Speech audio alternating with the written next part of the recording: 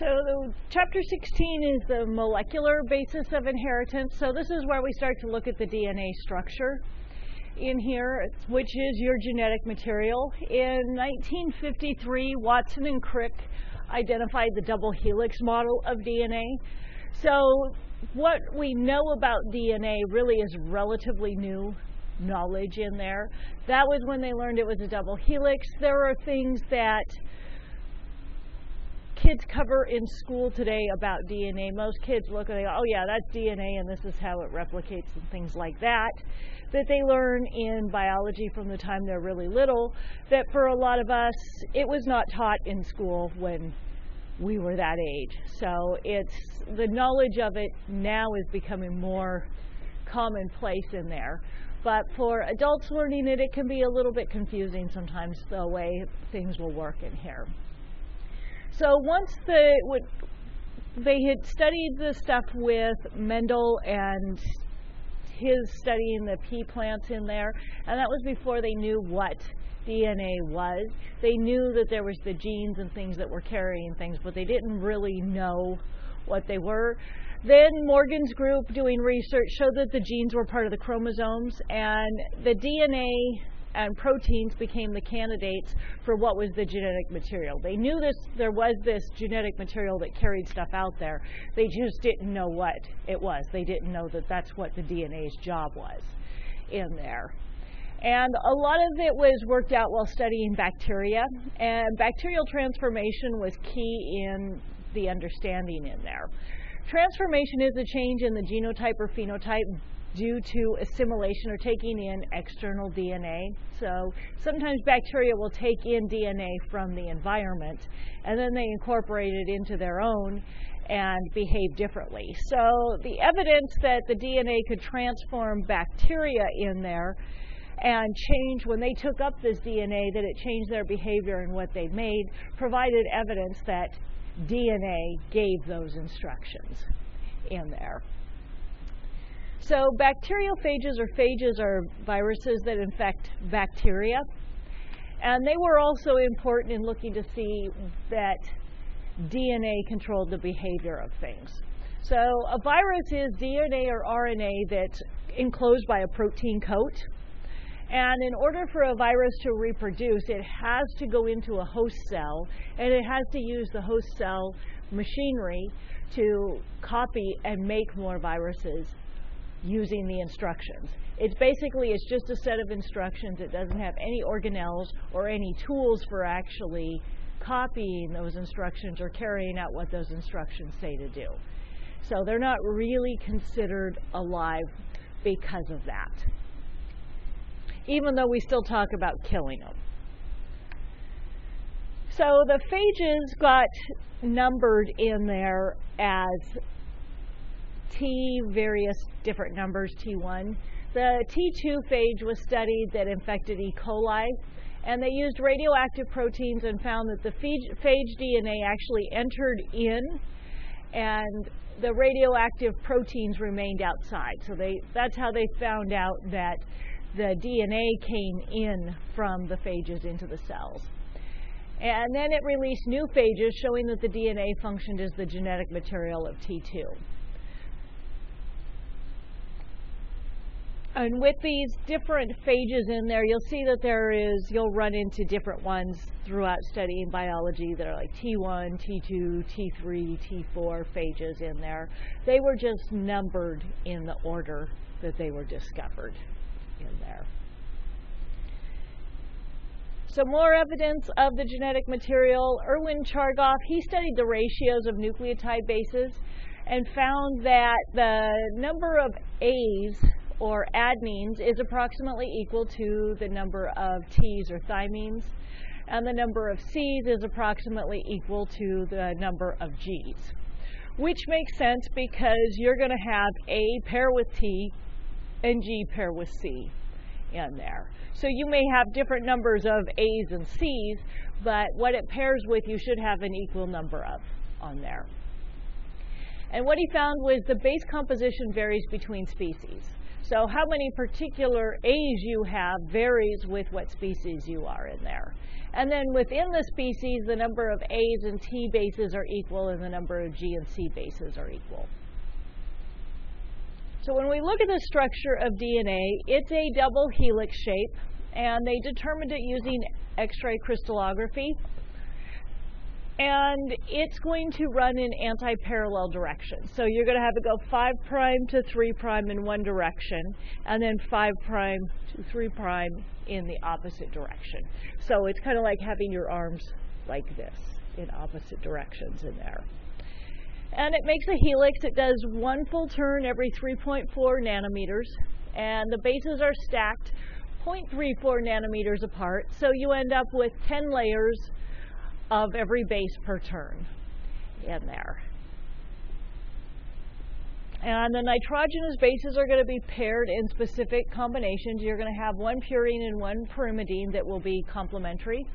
Your purines are going to be cytosine, thymine, and uracil, and the pyrimidines are going to be A and G, your adenine and guanine. So A and T pair together.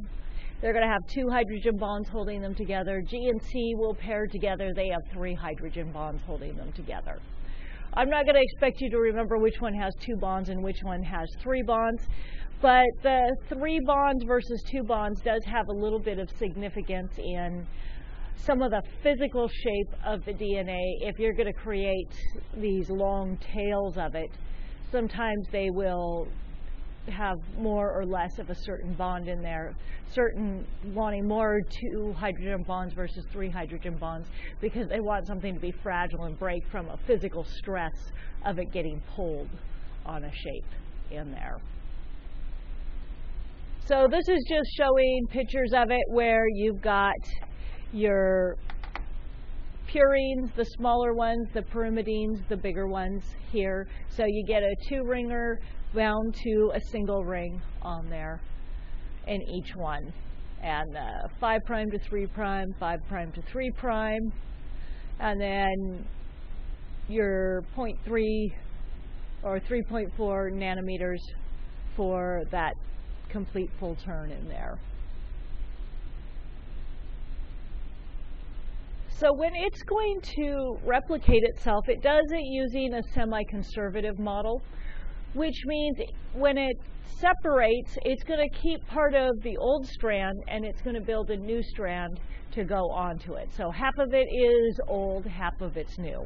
So you take this parent molecule and you separate it, and when you make your new strands, you have the one that is separated, and a new one is going to come in and fill in as the complementary strand. So you end up with 2 new daughter strands in there that are half the old strand, half the new complementary strand in there. Does that make sense from the picture?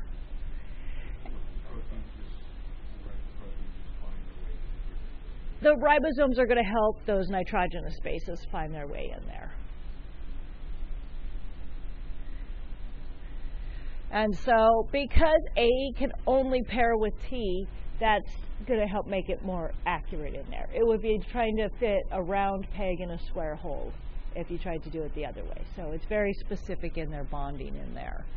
So this makes it very accurate to replicate large amounts of DNA very quickly because of this model in there that it's semi-conservative.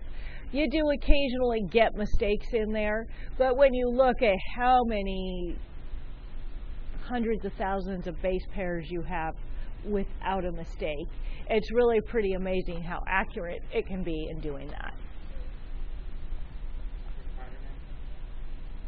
Where Spider-Man comes in? The DNA in there. I guess that's what happened to him. The one I always looked at was the Hulk. I kind of thought the Hulk was cool. So the first step in replicating it is to separate the 2 strands in there so that it can serve as the parental strand, and then the complementary nucleotides line up, and then you're going to form the sugar phosphate backbone in there so that the daughter DNA ends up being 1 parental strand and 1 new strand. So when we go to get started with this, in here. Bacterial chromosomes tend to be circular, and the animal ones will tend to be linear in there.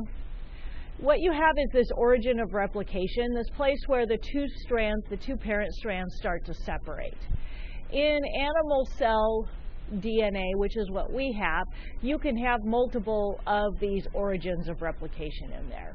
So what it is where it starts to come apart, and you kind of work apart a bubble in there where it opens up.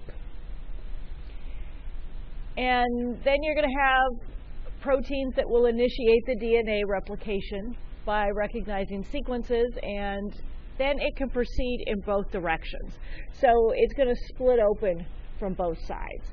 So it's kind of like if you split open your pants in the seam, it starts to go both directions out from there. So they call this area where it's doing the splitting and moving out your replication fork. It's just that Y-shaped region at the end of the bubble. And it's going to continue to spread out and away. Since the DNA is twisted, you're going to have these helicase enzymes that are going to come along, and they're going to untwist the double helix at the replication fork so that you can separate the two strands.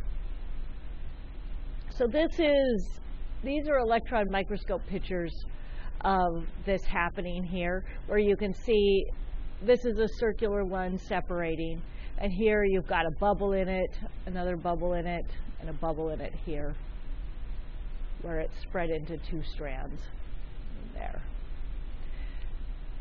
So because if you have something that is twisted together like a rope or a thread, and you start to separate the threads in there, what happens is everything above it starts to tighten up and coil up and bunch up more, and it wants to go back down and be in a normal position. We've got single strand binding proteins that are going to bind to the unpaired DNA strands so that they can't repair back up with them. And then we've got an enzyme, the topoisomerases, in there that are going to help to relieve the strain ahead of the replication fork by starting to loosen things up ahead, further in advance.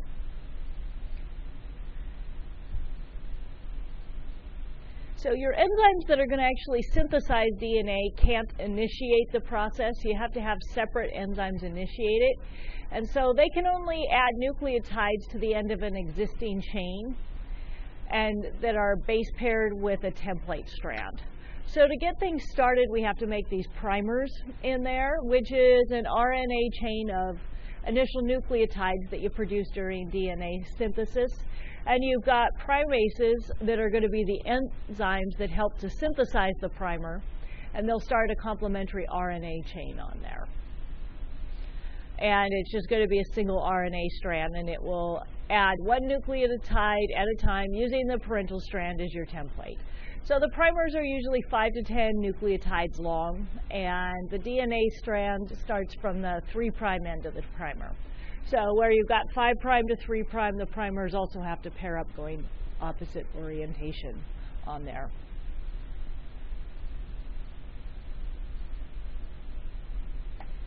So when you go to make the new strand, the DNA polymerases are going to be the enzyme that catalyze the synthesis of new DNA. They're going to add new nucleotides onto a pre-existing chain. When you make proteins, you use RNA polymerases. So that can get kind of confusing when you look at things and you see DNA polymerase and RNA polymerase. When you make a polymer out of something, you're adding repeating units to it. That's making a DNA polymer. You use an RNA polymerase when you're making an RNA from it. So if you think of it that way, it's pretty easy to keep track of which one it is. So we know that eukaryotes have at least 11 different DNA polymerases so far. So they get numbered in there which DNA polymerase it is in there. In here, I'm just going to ask you to remember it being a DNA polymerase in there. So the number of which, you know, if you were doing molecular biology research where you needed to inactivate DNA polymerase 3 versus DNA polymerase 1, it might be important to know it. The main concept of knowing that you use the DNA polymerase is going to be adequate in here. So most of the DNA polymerases are going to require a primer and a DNA template. And they're going to add nucleotides to that RNA primer at a rate of about 500 nucleotides per second in bacteria, at about 50 per second in human cells. So that's still pretty fast. If you think of it, that would be like typing 50 letters per second. And that's, I mean, we look at a person, if they type 50 words per minute, that's a pretty good pace. So each nucleotide added is going to have a nucleoside triphosphate as the monomer, and then it joins the growing end, and the two phosphates are lost in there in an exergonic reaction that drives the polymerization. So the elongation is going to be anti-parallel in there. So the DNA strand replication has to run anti-parallel because that's how the strands run. So DNA polymerase can only add to the 3' end of the primer, and it's going to elongate from 5' to 3'. So what it creates is this little scenario here where you're going to have a leading strand and a lagging strand in there. So the leading strand is only going to require one DNA polymerase that remains in the replication fork. So where you've got this replication fork here, you're going to have your leading strand that is just, you get to have that primer sit here in the replication fork, and as the replication fork moves out, it's going to provide the enzymes you need in there. And then it's just going to go along in this direction. The lagging strand, because you can only go 5' to 3' in there, is going to have to jump and work its way backwards.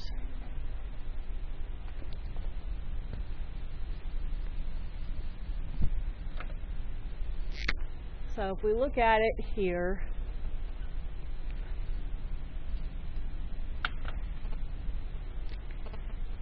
your leading strand is able to just keep going along and reading in there, and as that replication fork goes, it just keeps moving in that direction. This one has to go in the opposite direction. So what it does is it has to read and come back this way. It has to jump back and read this way. So this is your lagging strand because it has to do this kind of read some, go back and read some, go back and read some, and read it in smaller fragments like that. So those fragments that we make in there are called the Okazaki fragments. And so DNA polymerase III has to work in the direction away from the replication fork, and it's made in these discontinuous segments.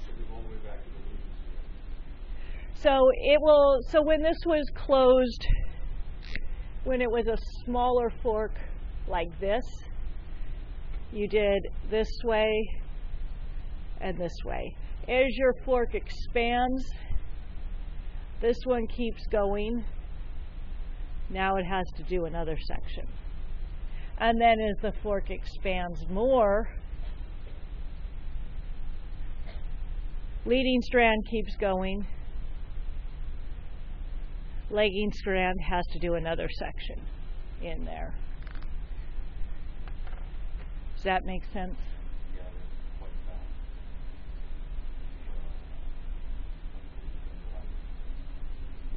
Yeah, it just has to jump and read back. Jump and read back.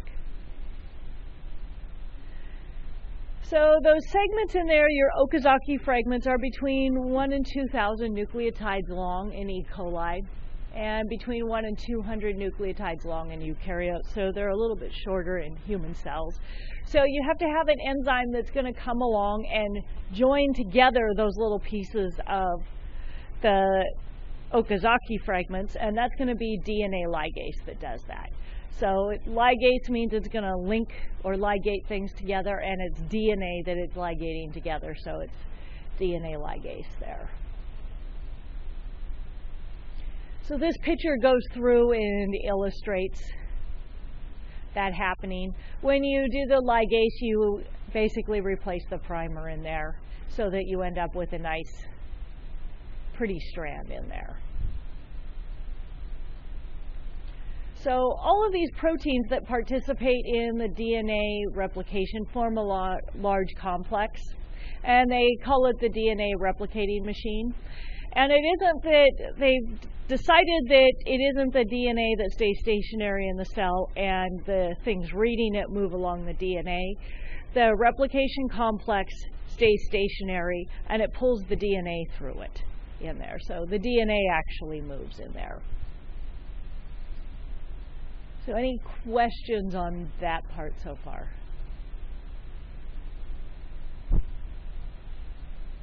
So we're going to make some mistakes in there. Errors in completed DNA are only about 1 in 10 to the 10th in there. So it's extremely accurate when you look at how many errors you have in the end. And that's a good thing, since errors usually don't help us out too much. So your initial pairing errors, though, start out at about 1 in 10 to the 5th. So that's the initial mistakes in there. But during replication, the DNA polymerase actually proofreads as it goes. So it's kind of like it's got your autocorrect on there that's going to go back and look at how you're doing things. But sometimes the errors are going to evade the proofreading in there. So the autocorrect helps. It's not perfect.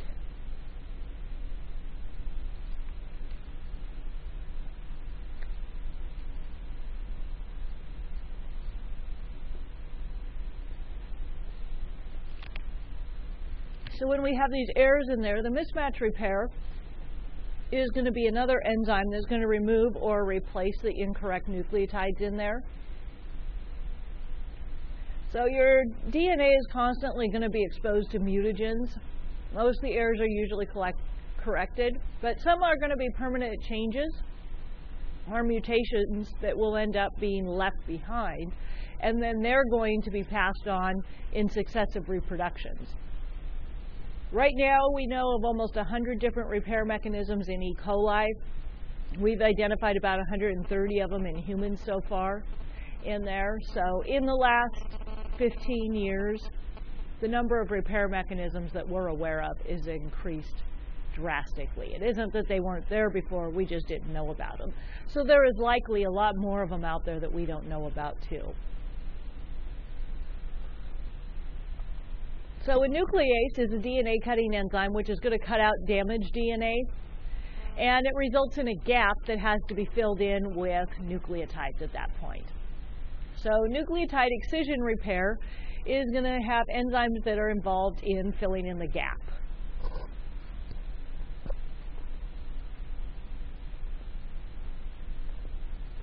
So another type of mutation we can have is thymine dimers. And this is where thymine bases next to each other covalently link.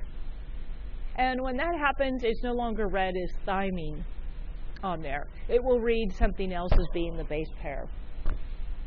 So we do have mechanisms for repairing the thymine dimers. One thing we know that creates thymine dimers in DNA is UV light.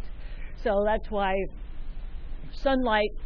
excessive sunlight exposure can increase the risk of skin cancer, as it can create this particular mutation we know of.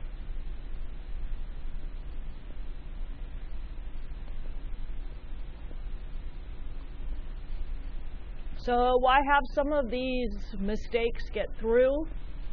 It does introduce new variations into the gene pool in there and allow for evolution of a diverse species. So a few of them getting through is actually better for the species as a whole. Probably not better for the individual as a whole, because if you're the individual gets a bad one, you die.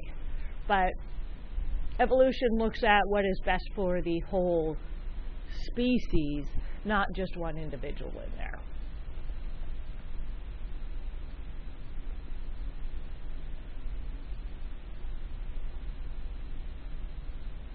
So when we replicate the ends of the DNA molecules, you have a small portion of the cell's DNA that the DNA polymerase cannot replicate or repair. Since it only adds to the 3' end, so if we got 5' here and 3' here, with these first few, where you've got the 5' on there, they can't get in to add because they can't get in from that end to do it. So what's going to happen is as you go along, you're going to have strands be slightly shorter. It will get eaten away at in there. Most prokaryotes have circular chromosomes, so they don't shorten. That's only a phenomenon we see with linear chromosomes in there. Where it's circular, it just goes all the way around the other end to get to that part in there. So what we have are these telomeres in there that are specialized nucleotide sequences at the end of the eukaryotic chromosome. So you would have this kind of built-in telomere in here that you would have, that you know you're going to work at chopping away at that so that you preserve the actual gene in there. And so they don't contain actual genes, but they have a certain number of repetitions of these short 6 nucleotide sequences, so it postpones the erosion of genes. So one of the theories in aging is that as you get older, you chop off more of these. And there's been some interesting studies done. I always look at these studies that look at endurance training and what it does to the body, and people are like, oh, you know, all that, because I always have family members, all that running is so bad for you, that you're aging yourself faster. And they've actually looked to see when people do those endurance events, is it working away at this? And there's actually something that happens in there that it actually does not, it kind of stops the telomeres from being shortened a little bit in there. So endurance events like that actually have something in there. Instead of chopping off the DNA with all that replication and healing that your body has to do, it somehow extends them a little bit in there to be able to do that more.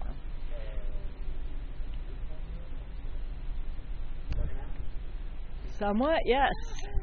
So there hasn't been anything I can find to justify switching over to their side of, I'm going to smoke and eat fried everything and hope for the best.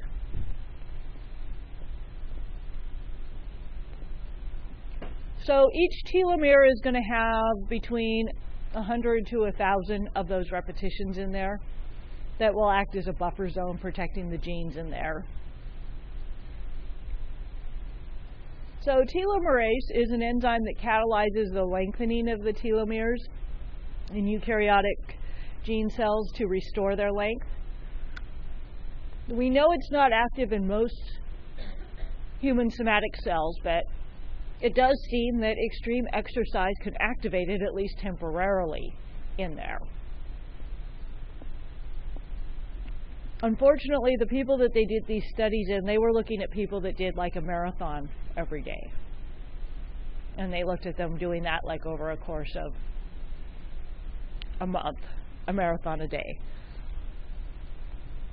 Which I like to run, but that is not realistic with this body to do that. So how much it takes to get the telomerase working, we don't know exactly. We do know that the telomere shortening may protect from some organisms from cancer because it will limit the replication that the cancer cells can do. They can only replicate so many times and die out. However, a lot of cancerous cells have been found to have telomerase activity in there so that they can persist. There are some that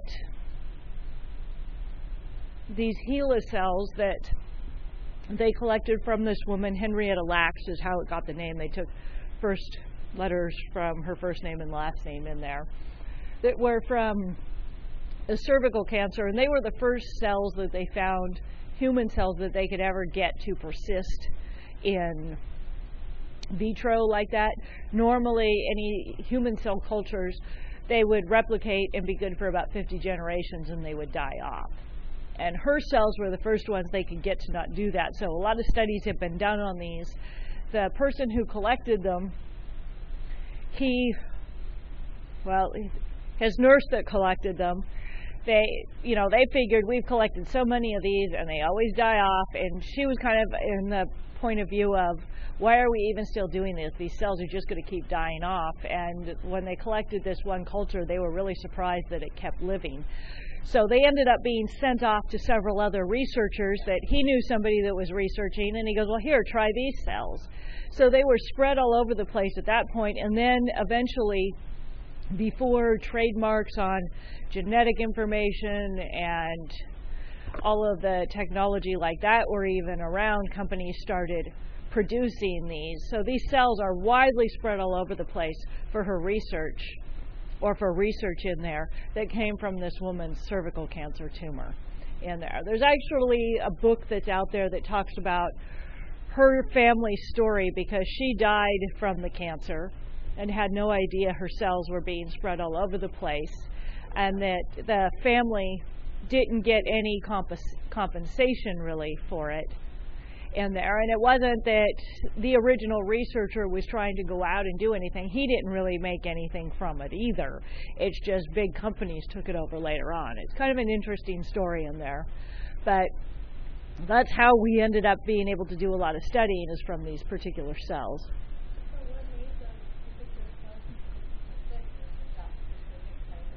Because she had the telomerase activity in there, and they hadn't always collected cancer cells. They just happened to collect them at this point in there.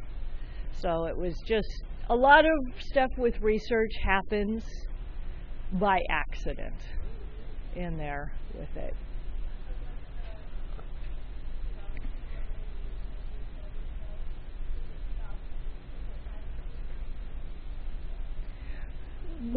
Those cells, usually a cancer cell is going to have the telomerase in there, or the tumor would usually be self-limiting.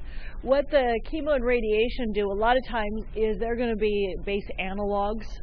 So where you would normally incorporate in, like for your RNA, one of them is 5-fluorouracil, where you would normally incorporate in the uracil, it has a different uracil that gets incorporated in there that doesn't actually work. So it kills the cell, because when it goes to make a copy, it's made a bad copy.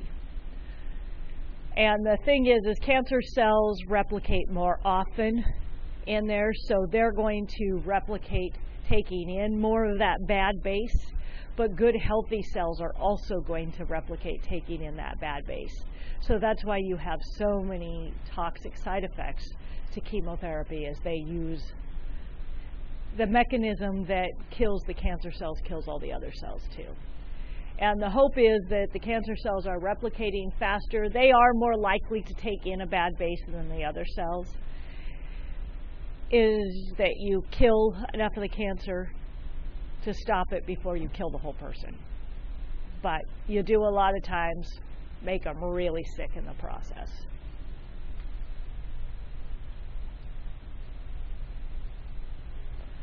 So when we look at how the chromosome is put together in there, chromosomes are going to have your DNA molecules, and they are packed together with proteins in there. So normally you've got the chromatin, this loosely coiled DNA that you can get in and you can read things on. But when you want to replicate the cell, you coil it up into these chromosomes.